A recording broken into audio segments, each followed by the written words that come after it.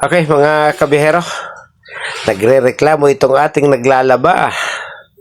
Ayan, sabi ni Del, nahihirapan na raw po siya dahil itong huling gamit po niya ng aming washing machine, mukhang iisang direksyon na lang daw po yung ikot at wala daw pong reverse. So ayan, tinisting po natin at titingnan natin kung totoo nga po yung kanyang sinasabi.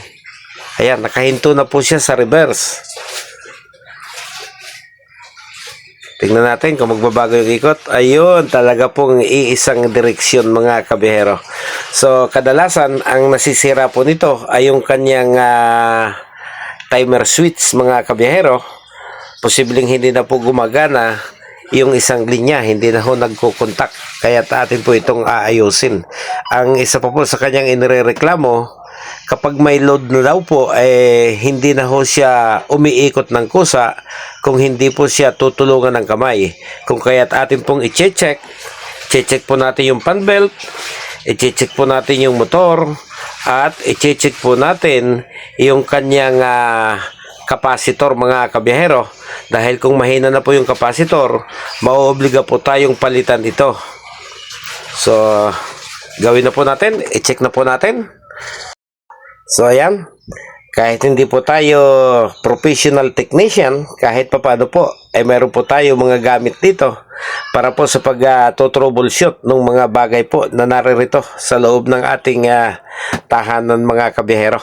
Mahal din kasi kung atin pong ibabayad pa ito. Yun lang hong pagbubukas para ikonsulta kung ano po ang diferensya.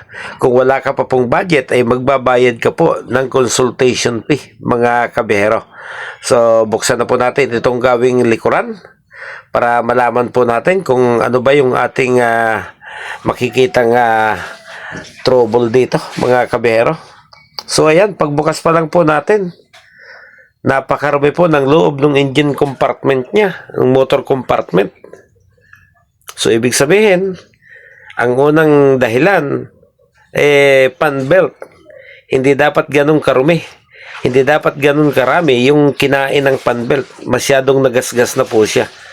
So, ayan, titingnan po natin kung ano pa ba yung ating makikita dito sa loob mga kabiyahero. So, ayan, ang una po nating napansin, masyado na pong maluwag yung kanyang fan belt.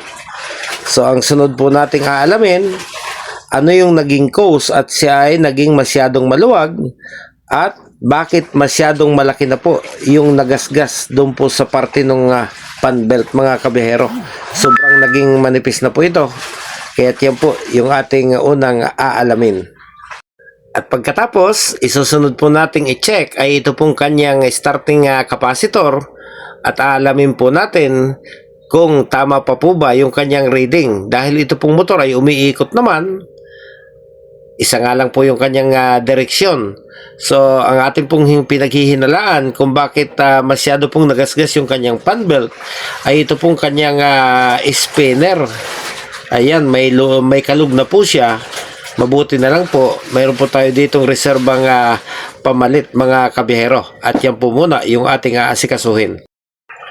Ito kung sakali, may mga reserba pa naman po tayo ditong fan belt mga kabihero. At mayroon pa rin po tayo ditong isang bagong natatagong spinner.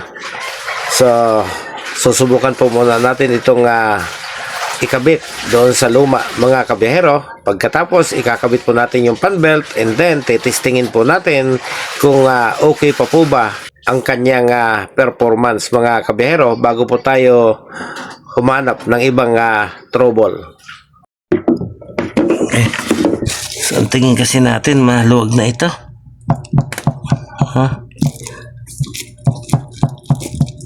So, kung yan ang tatanggalin, malaking trabaho. Marami tayong kinakailangang tanggalin. Ayan. Ba't kinain yung fan belt? Tumatagilid siya.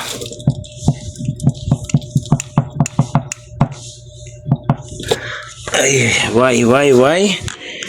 Kinain yung kuba?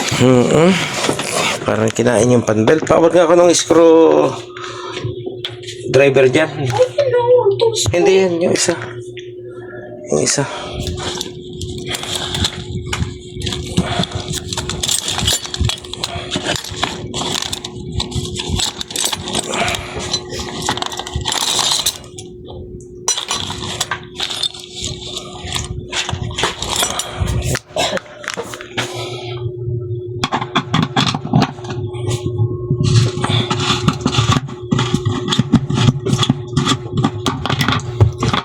siya ay humigpit.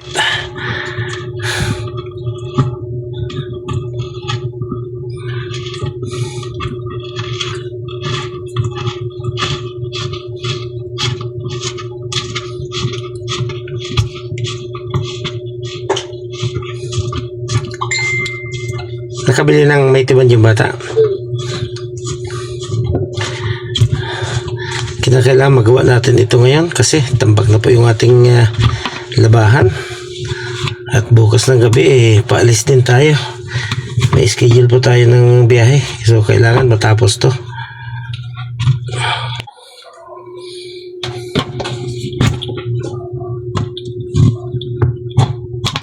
Gusto nating malaman ano yung naging dahilan. Ba't yung ating mga panbelt kinain ng husto? Tigas. Ayaw lumabas.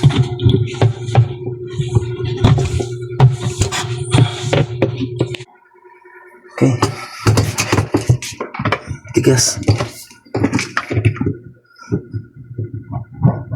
Ayun.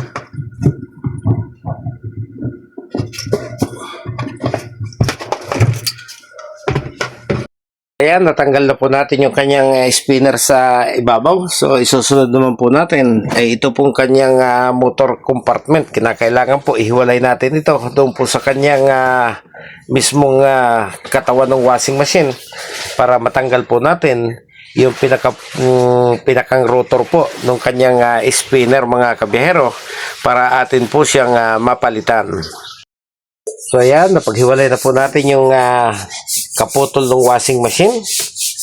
Bubugahan po natin ng kaunting penetrating oil at nang matanggal po natin itong pinakang nut and bolt dito po sa nag-uugnay doon sa spinner at dito sa kanyang kabitan po ng pan belt. So napakatigas. Nahirapan po tayo. Kailangan kasing matanggal yan ng buo para mailagay po natin yung kanyang bagong pamalit. Ayan, ako nakuha sa tiyaga. Ayun. So, maluwag na talaga siya. May clearance na siya. Nahirapan lang po tayo kasi dapat ito talaga mabunot para maayos po nating matatanggal yung kanyang mga tornilyo dito, kaso hindi natin magawa. Napakasikip, napakahigpit. So ito yung ating nakareserbang pampalit. Titistingin po natin ito dahil ito ay walang ka-clearance katulad ng isa. Ayan. So testing. Ayun, sakto siya. So ayan, naikabit na po natin. Okay. Nalinis na po yung ating paglasalangan itong anong tawag dito, spinner. Ayan, ilagay na natin. Ilagay na natin yung kanyang lock. Ayan.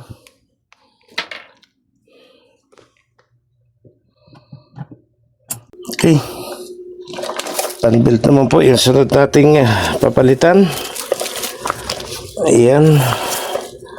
May mga reserva po tayong panbelt dito.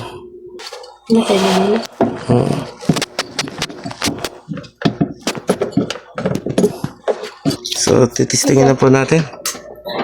Ayan. Testing. Sige. Hirap siya. Nahihirapan? Oo. Ayaw. Ikutin mo ng kamay?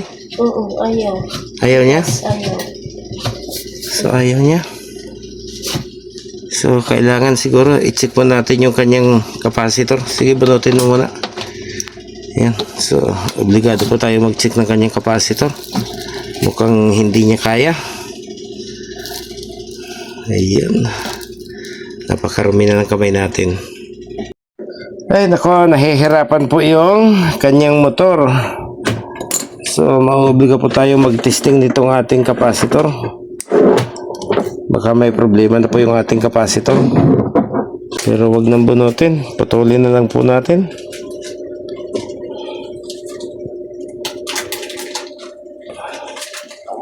Ayan, putulin na lang.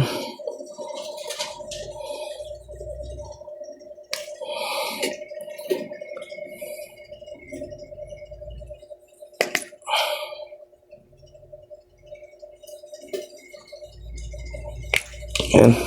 Ground po natin. Baka may laman.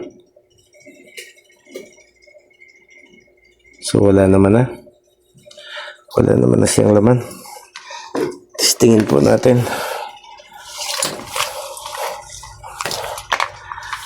Ayan. Ang hirap ng pakialamero. Mukhang wala na talaga. Testing po tayo ng isa pang replace. Mukhang may pang replacement tayo rito. Okay, testing. Yan. Pag capacitor po kasi, kinakailangan pinagdidikit na gano'n kasi may naka-stack pong kuryente dyan. Masakit din kapag nadikitan tayo. Tagal ng stack ito. Subukan ho natin. Akin na electrical tape. Baka magdikitan. Temporary lang naman to. Nako. Laki ah. Sige, testing. Saksak. Binulot ko.